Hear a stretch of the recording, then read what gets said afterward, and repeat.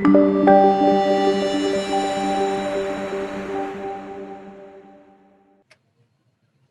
right.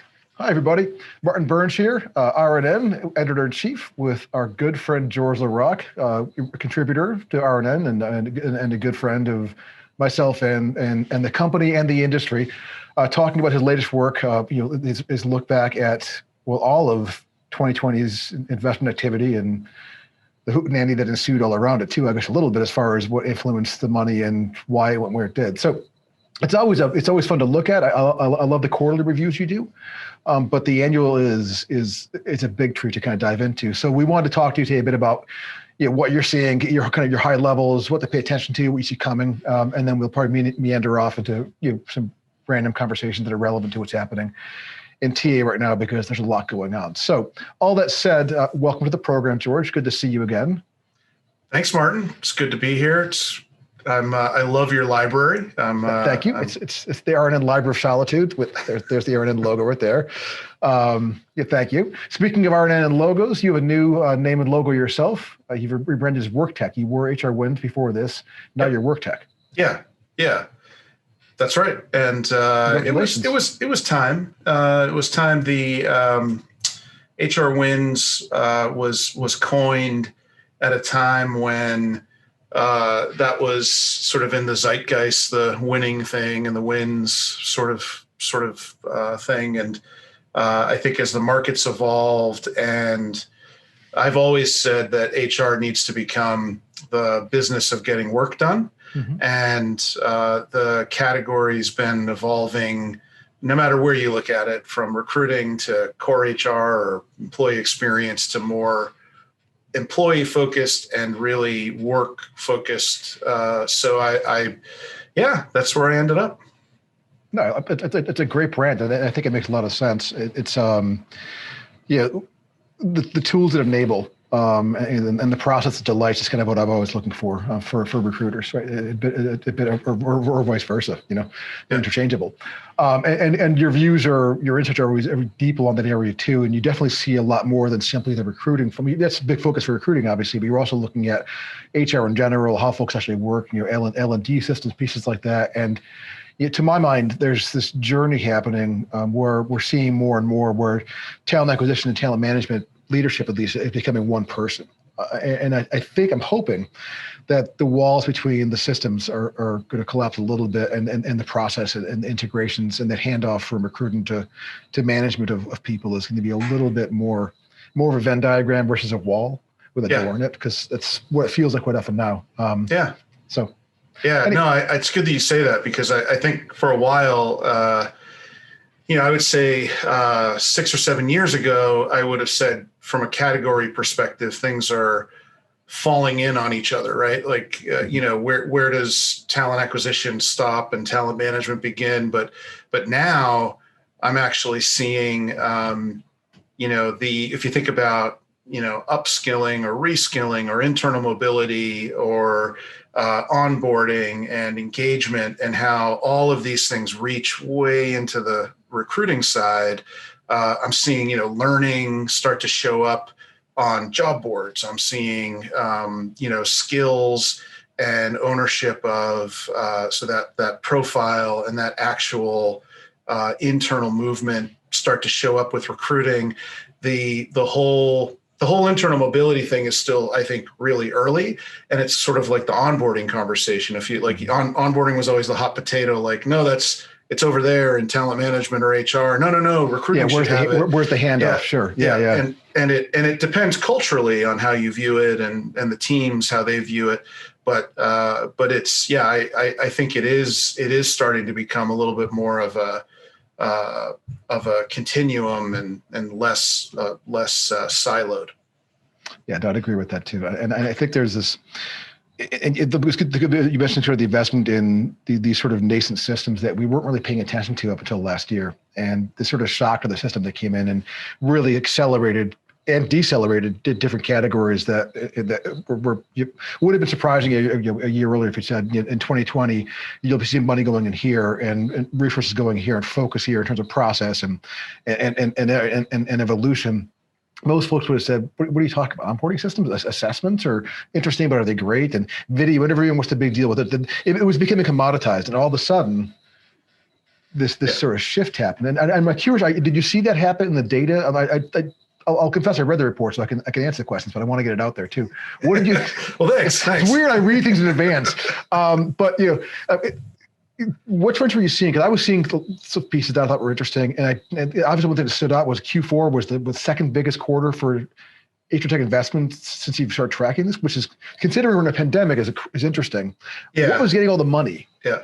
Well, the 2020 was the second biggest year. Q4 was in the top 4. Okay. So for like 4 years. Yeah. But so about $5 billion in investment in 2020, which, with a,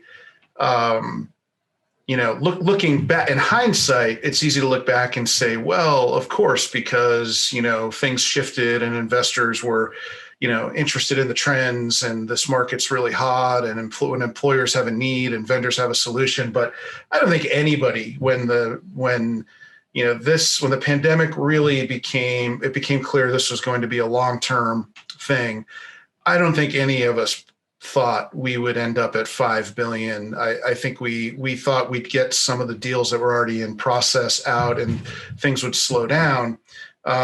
It slowed down a little bit and created a big bump in Q3, which ended up at 1.7 billion, which is the second. Q3 was the second quarter. That might have been what you were thinking of in the last 16. But then you would think, okay, so that was a little bit, they didn't really tap their brakes, but held back a little. A lot of deals came out or were announced in Q3, and you would expect a hangover in Q4, but no, it was, okay. Q4 was also a huge quarter at 1.28 billion. But when you look at what ended up happening through the year with trends, whereas, at a high level, talent acquisition would usually sort of be neck and neck with HCM, the core HR stuff, because core HR attracts big investment because you've got payroll and HRIS, and everybody needs payroll. Yeah, benefits technology. Everybody in the U.S. and they know it too. The execs understand that better, I would argue, than they understand TA point solutions. Yeah, I think you're probably right. And so the shift in the year was drastic, like 2.6 billion in HCM, just 1.4. I'm sorry, under $1 billion in talent acquisition. The 1.4 billion was talent management. So that's unusual because we usually see job boards carry like almost $1 billion in a quarter lately, in a big quarter. So job boards fell off the cliff and were not surprisingly, because you've got a down hiring market.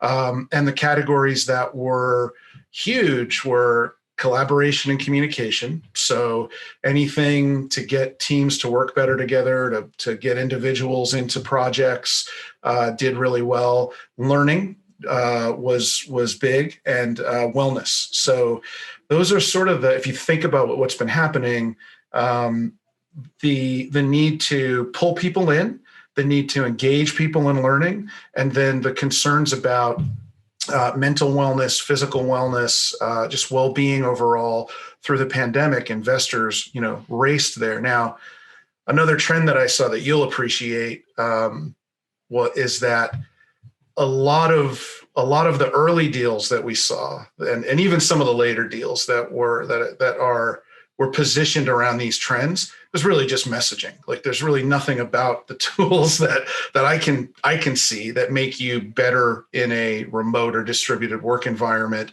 You got a mobile interface, that's great, but I'm looking at a laptop right now. I don't know what you're looking at, but when I'm working from home or working distributed, I'm not staring at my little iPhone all day. The mobile workforce is more when you're out in the field. So it's interesting that, and I think it will be interesting to watch some of these vendors and see how they really, what the adoption is. But anyhow, sorry, off on a answered all your questions. This is where I wanted to go with this, actually, because I do think you're right.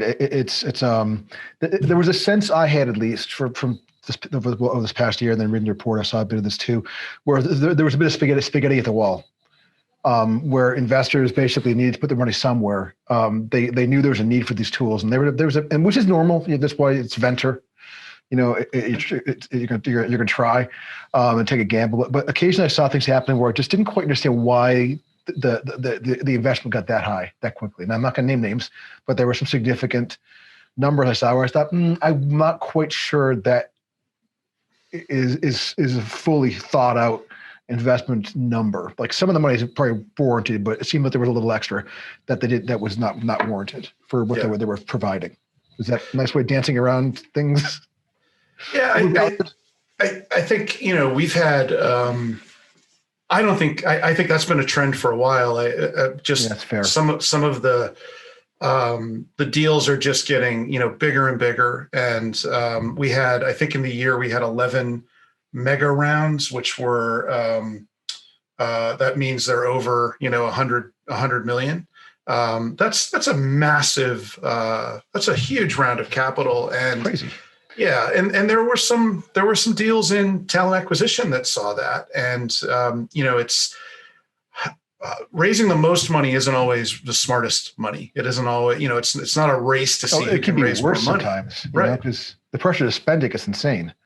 Well, to spend it, and if the rule of thumb is that investors want 5x back on their investment. So if the hundreds all you raised, you've got to be a $500 million business.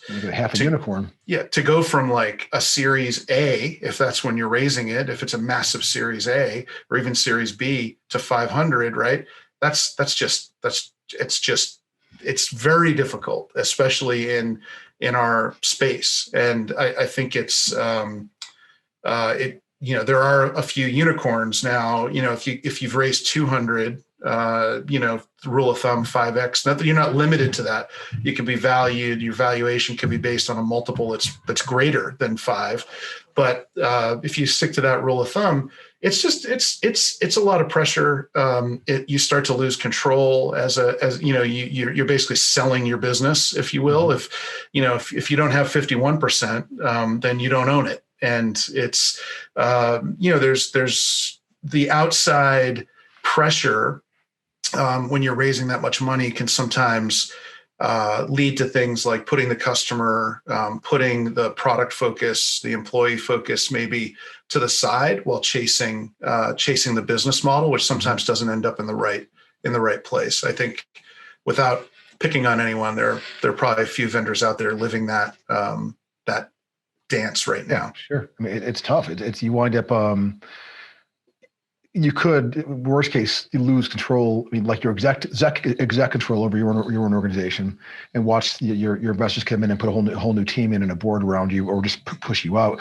But along with that, with that pressure to raise money and valuation is, you wind up investing a lot in sales and marketing on the front end, basically front load contracts, so you look big and fat to get an exit but there's no quality there. You start pushing down quality, engineering capacity and capabilities, because you're really trying to just sell and market pieces.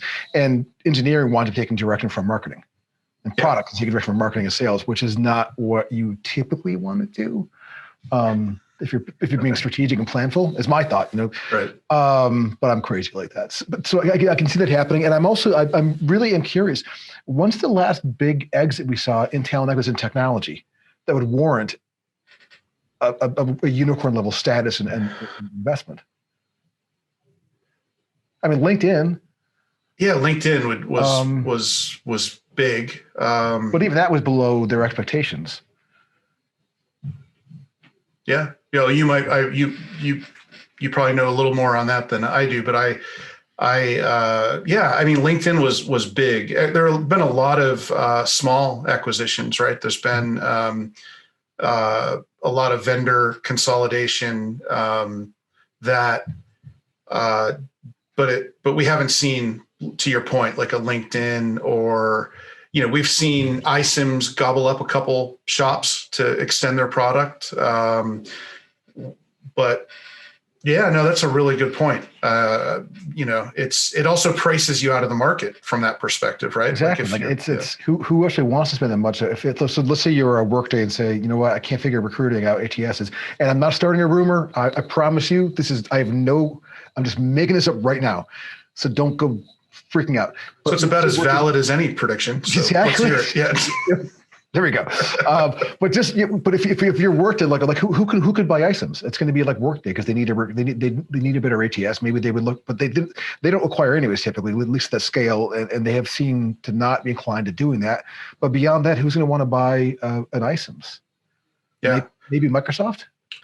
Maybe. I mean, I would imagine if you asked me a couple of years ago, I would say, well, do they even want to get bought? Now, the fact that they're in, private equity, I think the question is, who's going to want to buy iCIMS? I think that is the question. And not to knock them, it's a good right, solution, right. But it's just a matter of who can afford it based on how much they've taken in per capital and what they owe basically, and the size of their staff, their complexity, yada yada yada.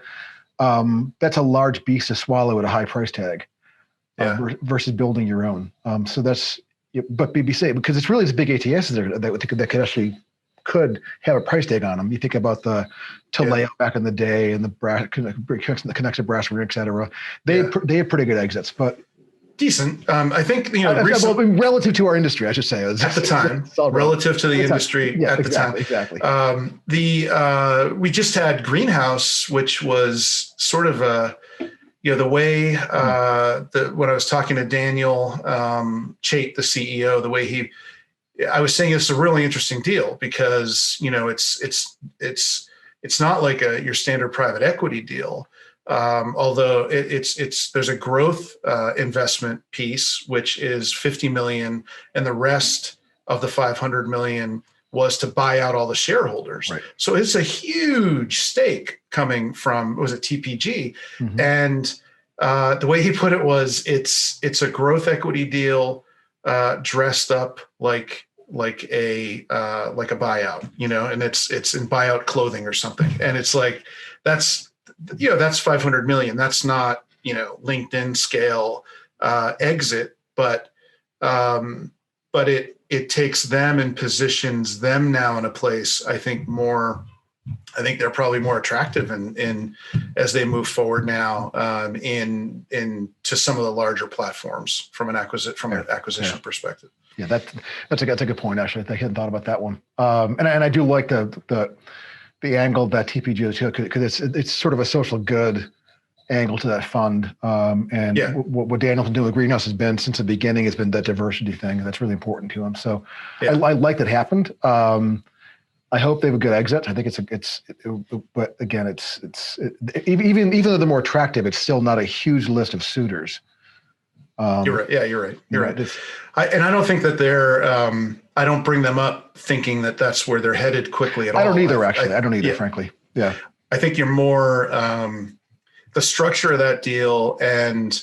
The word that I use to describe Greenhouse, and I've known them since 2013. They were like in shared office space. The word is thoughtful, right? So they're very deliberate about who their customers are, the types of customers they bring in. Very, very deliberate. They raised a good chunk of cash, but it wasn't. In comparison to what we see in the space, it wasn't like crazy. Mm-hmm. They ran a good business. I think they reached profitability before this deal went down, and just very, very deliberate with their product roadmap. And I think also very deliberate in their move up market, like you could say toward enterprise. They do have a few large enterprise clients that fit really well, but I think now. If I'm anybody else in the space, I think it's almost like they've been given, I would expect more investment. I would expect, I don't know anything. They have shared nothing with me in this regard, but the way this story normally goes, I would think a year from now, within the next year, I wouldn't be shocked to be like, oh my God, look how much money they just raised to really fuel the plans they're putting in place right now. As they're probably thinking about acquisitions, to accelerate product and growth, and as well as just go-to-market strategy and product development. Okay, I think I can see that quite a bit. I mean, Daniel's an engineer. He's thoughtful. He plans things out long term. So to your point, this has been a deliberate process. So yeah, curious to see how that one unfolds for sure. And I think about point solutions in a recession, right? And we're in a recession, obviously, whatever the hell this thing is. Yeah. Typically, when the economy dips like this, you see point solutions getting gobbled up left and right, or even like non-pointy, almost their own developed kind of companies getting gobbled up by larger ones. What did you see as far as that kind of activity went this year? What stood out to you? Any trends or? Yeah, I mean, there's definitely been I wouldn't say it's overwhelming, but it was a much healthier clip of acquisitions. I don't know off the top of my head how many there were. I need to go back and look, but it's always been a market where the market's been growing, right? So the total addressable market. So the cloud-based solutions, especially in HR and recruiting, there's been more and more appetite, more and more opportunity to sell into the enterprise. It was one of the first areas, especially in recruiting, to go to the cloud behind like sales and marketing.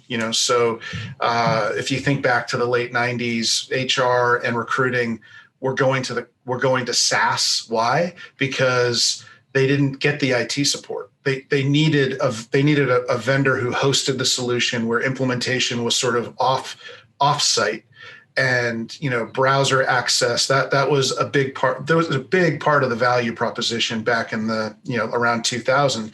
Now, as we move forward, the technology has been, if you think about automation, mobile, data analytics, all of it, it's been moving so fast that it's creating new categories, right? So now we have the ability to move into the advertising budget as we look at things like programmatic. Mm-hmm. Now we have the ability to shift resources around with automation. Now we have, there's so many different ways that we're displacing other budgets. And so the market continues to grow. So every time these acquisitions happen, like more vendors run in, and a lot of these smaller vendors, they never get past a seed or angel round. They never get the big A round. And they keep the lights on, and they're sort of like, it's not huge growth. It turns into like a lifestyle business, or it's kind of like a zombie, like just kind of out there in the market. And every now and then they bump into someone and get a new customer. But you're not going to see them on a market share. Man. Right. Or they custom build for a couple of customers only. And it's almost like white label internal product that the customer claims is theirs, and they're powering it in the back end. Yeah. Yeah, totally.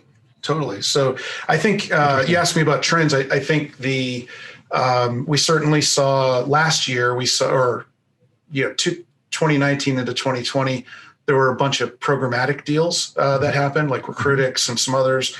And we've got, we saw Paradox snatch up a vendor just a week or two ago. We saw the other AI platform out of Eightfold, or no, not Eightfold. They raised a ton of money, but God, I can't remember their name. But they were who acquired them. I'm sorry, this is making for a great webinar now. Here's the expert. Anyhow, it'll come to me. Yeah, but, I'm drawing a blank. Wasn't Elio? It was Elio. Yeah. Okay. What Elio? I mean, it was Elio. Didn't you know that? Yeah, that's who it was. But yeah, it's I think we're going to see more of those, more of the automation players get snatched up. It's because ultimately they grease the wheels, right, for larger systems, and it's why.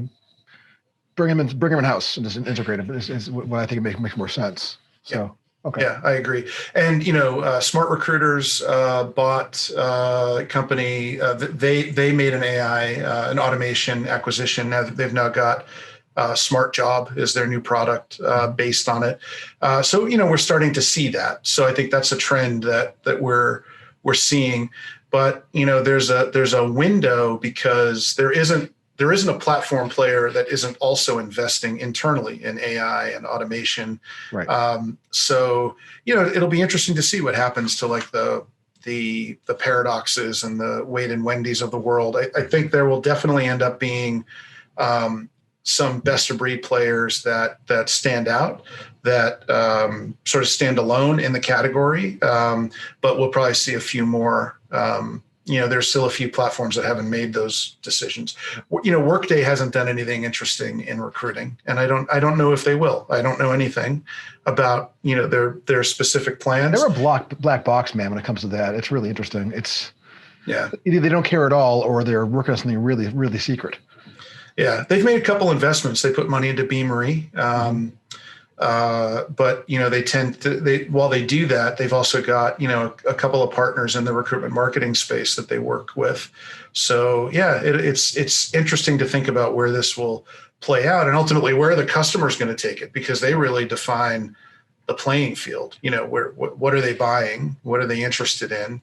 They're really they vote with their budgets every year for what the startups focus on, what the platforms focus on, what the point solutions focus on, and who's acquiring who. It's all to come up with a better solution for the buyer. Whether they achieve that or not, that's a whole other thing.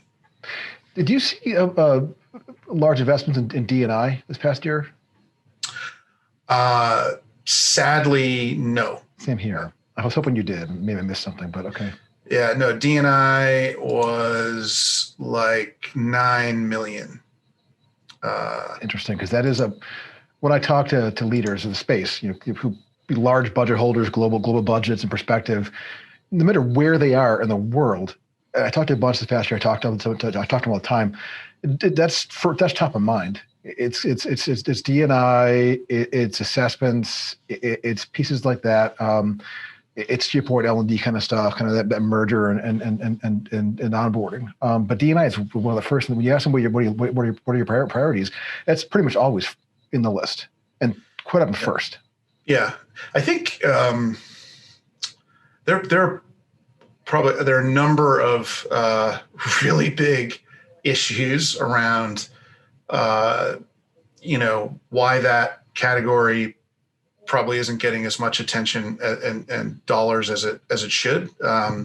Probably, issues that relate to, racism themselves. I'm just going to say it. But we have seen a couple things like this year in 2021. There was an interesting play in I guess it's Canaris or not Canaries, but that was a $17 million deal, and it was the first one I can remember that has more than like one point solution. Like they had an employer branding play, they had a survey play, and they had a content play around education. So there was more than one way to look at solving the problem. A lot of times it's an app that helps you write a better job description, which is a good thing, but that's a very small thing in the big picture. Or a job board that targets an underserved community, a very good thing, but that's one thing. And I thought it was interesting to see. I don't know them, but I know they've got some good people there, and it was interesting to see what they're focused on. More of a suite kind of a play in that space, and I think that's what if you're going to solve systemic problems, you need to be in the system, and you need experts. I'm not an expert on D&I, but the solution needs to be built by people who understand the problem, and it needs to, I think, address not just a capability, but decisions that get made in the hiring process, through the whole flow. It's interesting. I was talking to, do you know Roy Bellotti, Smart Recruiters, by chance? Yeah. Oh, yeah. So we're chatting actually today. He's leaving Smart Recruiters, on very good terms.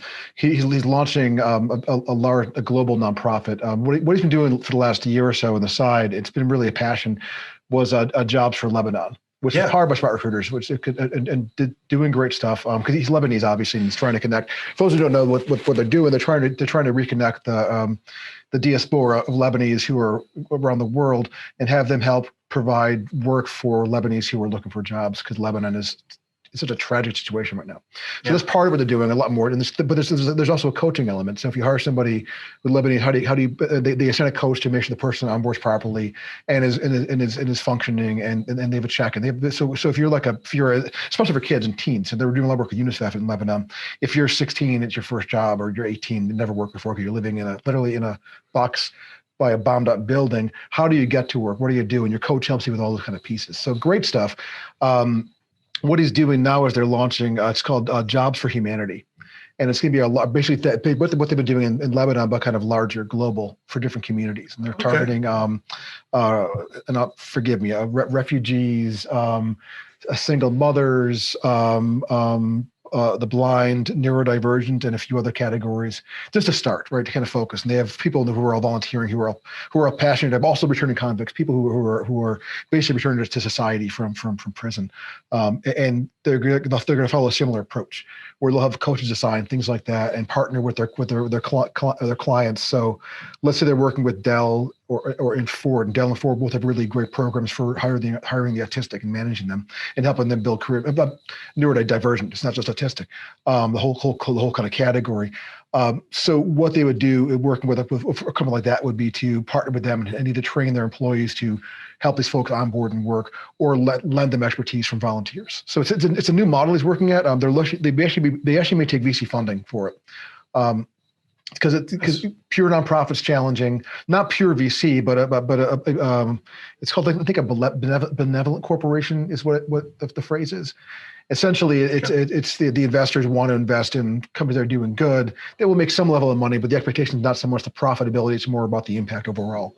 And help them scale a bit so we can actually function, not worry about fundraising every couple of months.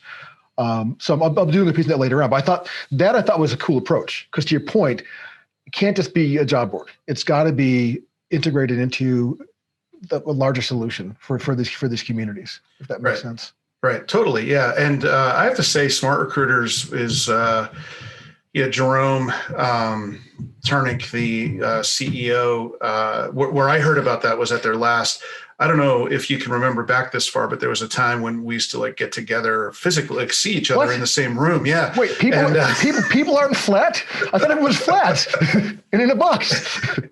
I have a box. It's a library. Yeah. But anyhow, all right. Exactly. I'm in a glass box of emotions, literally. That was 2020, by the way. Yeah. I described 2020, but moving on. But I met. I didn't meet them for the first time there, but I might have met Roy for the first time. But his initiative with helping Lebanon was featured at their big user conference. I'm not surprised. Yeah, and I know that they supported him quite a bit in getting that launched, and I wouldn't be surprised if they're still supporting it now. Oh, they're powering the whole thing. It looks like it's remarkable. This is to me a really good example of our industry kind of going out there and saying, let's try and fix things and make a positive impact. So I like that. But again, it's beyond those examples. I didn't see a lot of D&I investment or activity coming up this past year, which was too bad, I thought. No, and along with investment, there were a couple of studies done this year, global, and there was one piece of work done by SD Works where they were asking about different initiatives that were getting focus, and I've seen a couple of these where just all of the things that you would expect, like, internal mobility and transformation and, things that they could all rate high, right? You could say that everything's important, but the thing that was, important, like D&I got some good marks, but then, where did they expect to spend money or invest? It was just really disheartening to see, thousands of companies say, yeah, that's, given where things are right now, they're not investing much in that. And that's really concerning, just given, especially, in the US, it's a global problem, but. Well, you look at, December, there was, with all the job losses, there were jobs that were traditionally held by women, especially minority women. Right. 104,000 jobs those are basically jobs that are held by women, especially minorities, wiped out. Men got jobs. Men's employment went up. Women's employment went down men's employment went up by 16,000 versus women's went down by 156,000. Yeah. So the disparities we're seeing are just staggering. And people from, again, neurodivergent, trans, any communities that are really typically kind of oppressed took it in the chin. Yeah. So yeah. Yeah. Not to go off on a side terrible. tangent here about the lack of investment. I'm still working on that one in my head as far as what that means. What else? So speaking of companies and they're significant, and we talked brand earlier, and to bring it back to the brand thing, okay. There was a rebrand launch this morning. Oh, okay. Yeah, there was. The TMP Worldwide is now Rebrands. Radance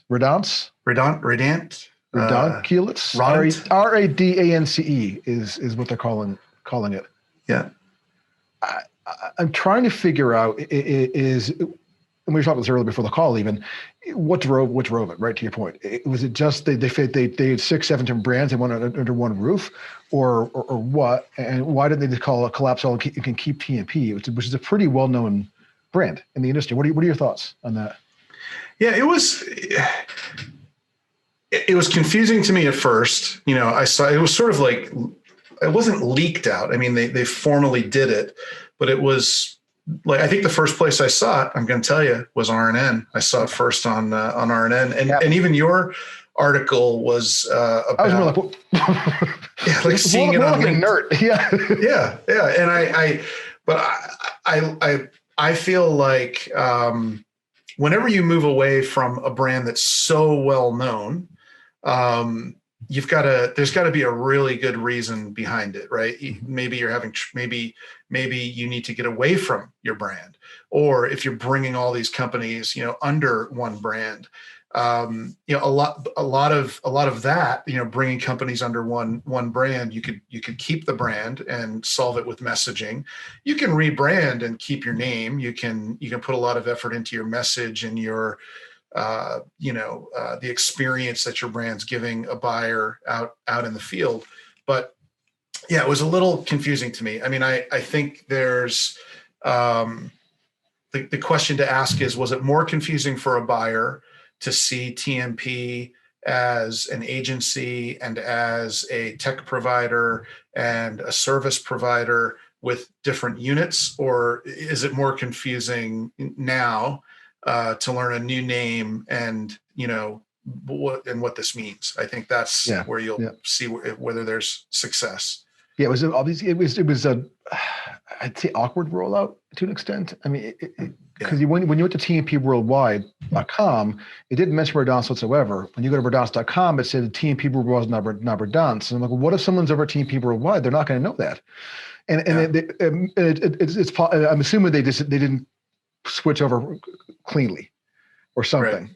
Right. But yeah, well, look at who did it right last week was AMS. They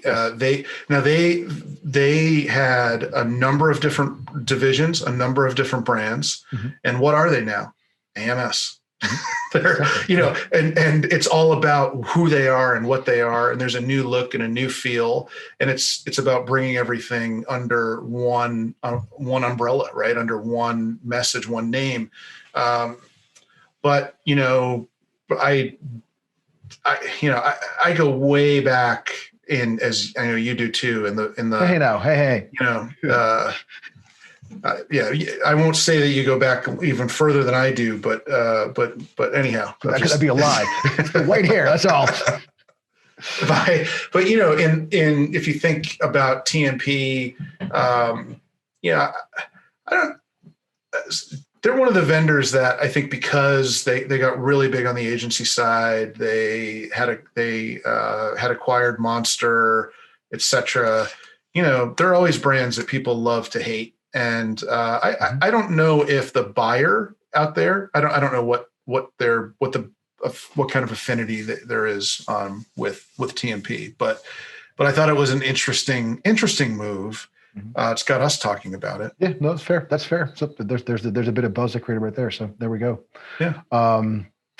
Yeah. So that's kind of all I had for. And it's been almost an hour we've been chatting, and I appreciate your time though. No, I think it's this last year was interesting for all kinds of reasons that everyone went through, and it feels like a fever dream. I am wondering, kind of looking forward, what you're thinking, what you're seeing. Are you?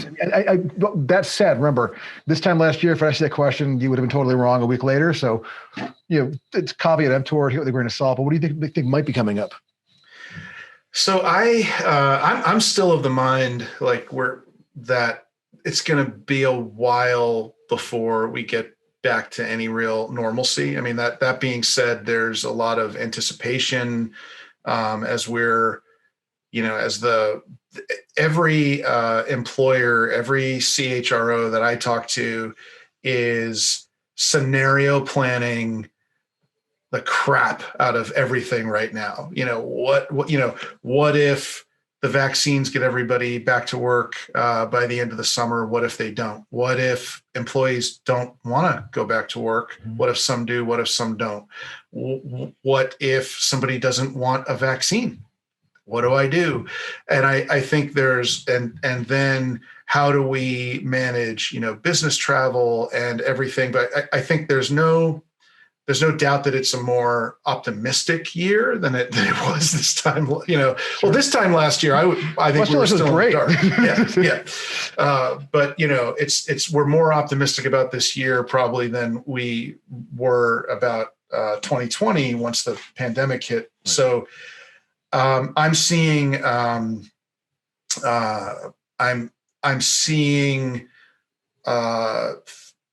while they're scenario planning and hedging their bets a little bit, I'm seeing, more forward movement, they are planning ahead. They're not just holding back.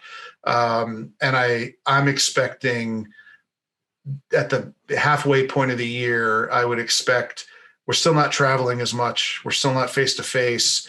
But most companies at that point are on, I'm very hopeful that we have that big rebound, that we're all anticipating. And I have a feeling we'll be in our industry, especially in recruiting, we'll see the gear up for that. Like that might not actually hit full stride until Q4, Q1, and most people won't really feel it until we're looking back at it. But we're going to see it first with recruiting and first with, people going out and staffing up. We're getting ready to go back to market in Q1. We've got to get people on in Q4, get them on board. I think we're headed for some good moves there. I think we could hit an incredibly tight job market, because and it'll ease, I think, over time. But when this thing really, if it does really surge up, and we're recovered, and everyone's like, I'm done, I'm going back to work, we're reopening, and restaurants are hiring, and grocery chains are expanding, and hospitals are rehiring their folks who are non-essential. And you're seeing Uber's hiring drivers again, et cetera, and the resorts are all reopening. All that's happening, right? So there's a lot of hiring going on there, and they're trying to bring people in who have already found work, possibly. Maybe you're now you're working for Uber Eats, and you're actually okay with it. So you don't want to go back to being a bartender at the MGM. So that's a problem there. And I think there may be a point where there'll be a lot of competition. Because those services for a while, I think will still be needed. Folks are used to eating home now, getting delivery, getting DoorDash. That may ease off as we kind of go back out again. But during that overlap, I think we're going to see a lot of tightness, a lot of need in a lot of directions all of a sudden. It could get really kind of funky. Yeah, I think you're right. That'd be a good problem to have. I'm not saying I want that. That's awesome. That means recovery, but it's going to be, I think, tricky to navigate that period. Yeah. I could be wrong, but first of all, it's cracked and foggy and full of goldfish. Something like that. Yeah, I don't like the whole prediction thing is just hard. I mean, but I think it is. I think you're right, and on a lot of those points, I think we're But I don't know. There's so many. You look at the claims, and we hit a new record last month, and I think there are a lot of. I think we're going to see a wave. Like, you think about the services, like restaurant. Like, I look at just our little town and the restaurants, how short staffed they're appropriately staffed for quite a bit less business and just takeout, right? Mm-hmm. But as things are coming back, people are they're gonna want to buy plane tickets. They're gonna want to go out I can't wait to go comfortably sit inside a restaurant and eat a dinner. You and me both, yeah. Yeah, and get on a plane and fly to Boston and go see the RNN folks. That's right. Come to our office, and I know my wife would love for me to travel more. So I thought you were joking at first. But. No. Go there for like 3 months. Just go. Yeah. I think that's. Yeah, I think you're right. Well, we will see hiring happening too. Obviously, I just think there may be a bit of a inflection point there, which it wouldn't be a bad thing to happen at least. But I do think that, along with everything else, we've found new ways of working, new habits. I don't mean just ways as recruiters. I mean as a society, and there's opportunity there for new solutions, new approaches, new processes. If you're smart about it, if you're working in TA or in HR management in general, we could come out of this better, or not. That's my prediction. Yeah, if you're right, it might drive wages up, which wouldn't be a bad thing. Right. Yeah. No. Well, I think that's coming too. Actually, I do hope that the idea of the trend that started before this all happened of sharing wages, frankly, and job descriptions, of being more open with salary information and roles, was really good, and I'd like to see that come back too. Because that may drive things up a little bit too. I think. Yeah. Yeah. Knock on wood. I'm optimistic. Well, George, it was great. It always is. We'll talk soon, I guess. In the meantime, we'll chat back and forth and tell product plays and here, there, and everything else too. Absolutely. All right. Thanks for having me. Thanks. Talk to you later. Thanks, everyone.